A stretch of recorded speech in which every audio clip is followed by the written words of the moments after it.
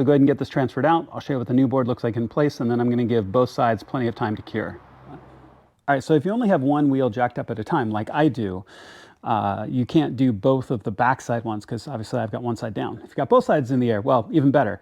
Do this all at once so all of your cure time is the same. In my case, I'm going to have 3 out of the 4 all curing.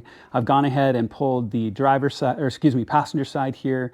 It's set up with the new board on and curing. I keep them in the same place so I don't swap them. We've got the driver's side here on, swapped out and curing. Then of course I've got the driver's side rear one out as well. So now I'm just waiting for these to be all cured and solid enough that I can put them back into place. All right, y'all, so it's been about 20 minutes. Wanted to give glue time to set. It's in pretty solidly, it doesn't move around anymore. So I'm gonna pull that film off.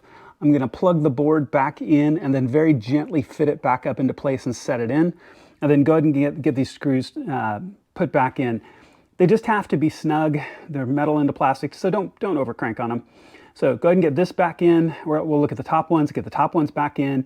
And then at that point, you're just going to duplicate the same process over on the other side. Obviously, I haven't done it yet, but I'm not going to show it because it's the exact same thing. So this really is that straightforward. So go ahead and get all the rest of this finished up. Be patient in the glue set time and get your wheels back on. So once that's all done, I'll show you getting the wheel back on. Really straightforward, torquing the lug nuts back down, and you're good to go.